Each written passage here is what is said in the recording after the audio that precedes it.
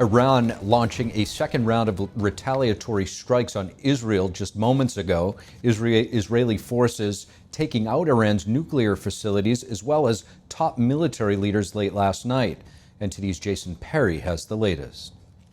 In a video released on Thursday evening, Israeli fighter pilots were seen boarding aircraft to strike Iran's nuclear facilities in an operation called Rising Lion. And soon after, smoke was seen rising in the skies over Tehran. Israeli Prime Minister Benjamin Netanyahu said that Iran was getting very close to making a nuclear weapon, and he gave an update on Israel's operation. We struck at the heart of Iran's nuclear enrichment program. We struck at the heart of Iran's nuclear weaponization program. We targeted Iran's main enrichment facility in Natanz. We targeted Iran's leading nuclear scientists working on the Iranian bomb. We also struck at the heart of Iran's ballistic missile program.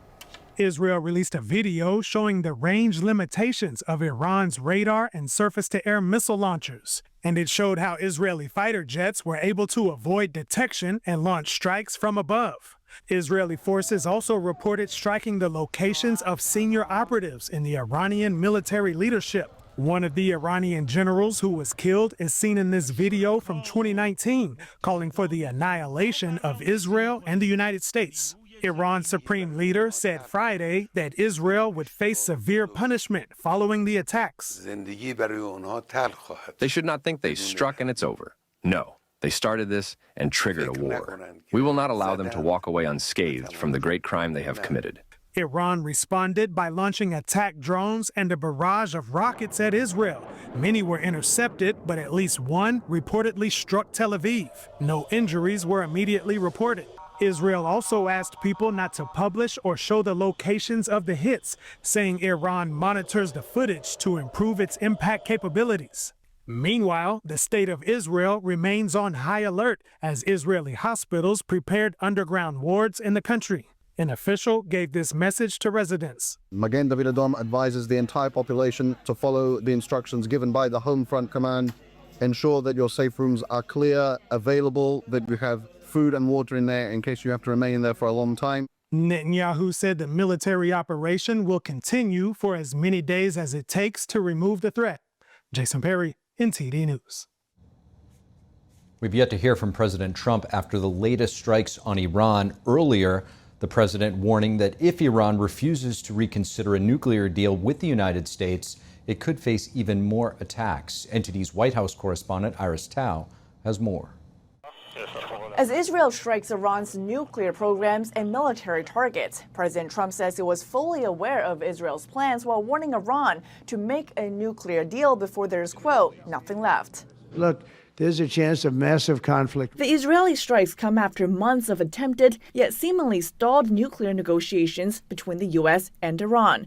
Trump, in a Friday post, said he gave Iran a 60-day ultimatum to make a deal. Today is day 61.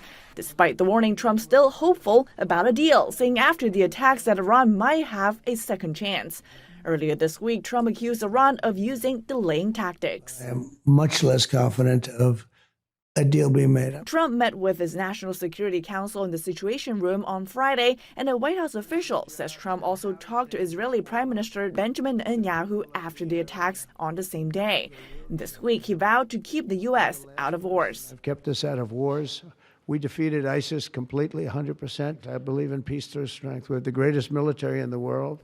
Meanwhile, foreign policy experts are warning that China could take actions after its proxy, Iran, is attacked. Telling the Chinese that they're losing their proxy, Iran. It is not going to take that lying down, and it's probably going to get Iran or some other party to strike us. The U.S. has sanctioned Chinese companies for supplying dual-use components to Iran's proxies in war. While most countries avoid buying Iranian oil due to sanctions, China buys around 90% of Iran's crude oil exports. Reporting from Washington, D.C., Iris Tao, NTD News. Counterstrikes from Iran on Israel today as President Trump warning Iran to make a deal before there is nothing left. Joining me now in studio to discuss these implications of Israel's Operation Rising Lion is retired Lieutenant Colonel Darin Gaub, who served in the U.S. Army as a Black Hawk helicopter pilot and battalion commander. He's also a geopolitical strategist. Colonel, it's great to have you in studio with us. Hey, you too, Steve. Great to see you again. So Iran launching a second barrage of missiles this afternoon in retaliation to Israel's operation last night. Is this a strong or weak response from Iran, in your opinion? And how significant might this escalation be? I would call it a significant response. It remains to be seen whether or not it's an effective response. And that could be driven by, of course, the results. But frankly, Iran is really sort of only capable of this kind of attack on Israel. They're not really the kind of military that would come at you from multiple different angles. We knew it was going to be an airborne attack by missiles, intercontinental or other size, and drones. That's just what they do. So you can defend against that relatively easy. It's still very dangerous. But the message is that Iran will counterattack, but either way, Israel is capable of far more than Iran is. Now, the main locations that Israel hit last night were Iran's nuclear development sites. That's obviously the main issue here, including its primary uranium enrichment facility. The IDF spokesperson outlined the threat. Let's play the clip. For years, the Iranian regime has called for the destruction of the State of Israel, planning and advancing concrete military plans to do so. Over the past few months, intelligence has shown that Iran is closer than ever to obtaining a nuclear weapon. This morning, the IDF began preemptive and precise strikes targeting the Iranian nuclear program in order to prevent the Iranian regime's ability to build a nuclear bomb in the immediate time frame. We have no choice. We are operating against an imminent and existential threat. We cannot allow the Iranian regime to obtain a nuclear weapon that would be a danger to Israel and the entire world. This operation is for our right to exist here, for our future and for our children's future. The State of Israel has the right and the obligation to operate in order to protect its people and will continue to do so. The IDF conducted significant preparations for this operation. We are well prepared both in defense and offense to defend ourselves. The IDF will continue to defend the State of Israel. So based on what we see and what we know right now from all reports from last night's strike in Iran by Israeli forces, do you think that this effectively neutralized the nuclear threat coming out of Iran? I wouldn't call it neutralized just yet. And I think what the biggest thing that people are going to be waiting on, specifically within the Israeli Defense Forces and Netanyahu's, the assessment phase of the bombing campaign they've had so far. What targets did they have initially laid on? Which ones did they hit? Of the ones that they hit, how many of those are neutralized? And what requires them to come back for a second visit? Either re-hitting another target again or hitting new targets that had later plans for anyways. But I wouldn't say that it's neutralized yet. That's just what I'm seeing. But they'll have to come out with that, and at some point they'll say yes or no that they were able to successfully accomplish that. So I want to talk to you about what might be next for the region after this strike. Israeli Prime Minister Benjamin Netanyahu giving a message to the people of Iran. Let's play that clip. Sure. Our actions against Iran's proxy Hezbollah led to the establishment of a new government in Lebanon and the collapse of Assad's murderous regime in Syria. The peoples of those two countries now have a chance for a different future, a better future. So too do the brave people of Iran, and I have a message for them. Our fight is not with you. Our fight is with the brutal dictatorship that has oppressed you for 46 years. I believe that the day of your liberation is near. So Iran's highest military commander killed, other high-ranking commanders in the Iranian military also taken out.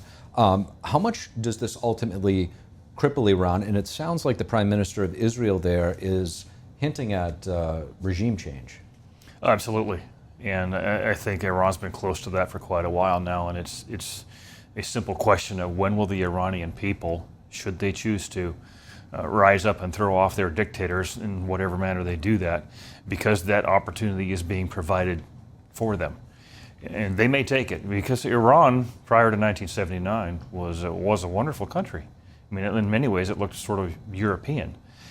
And that's the opportunity that they may have. They may take it, they may not, we'll see. But the greater region, of course, is the continued destruction and dismantlement and reducing the effectiveness of all those proxies from Gaza and the other ones we've already talked about.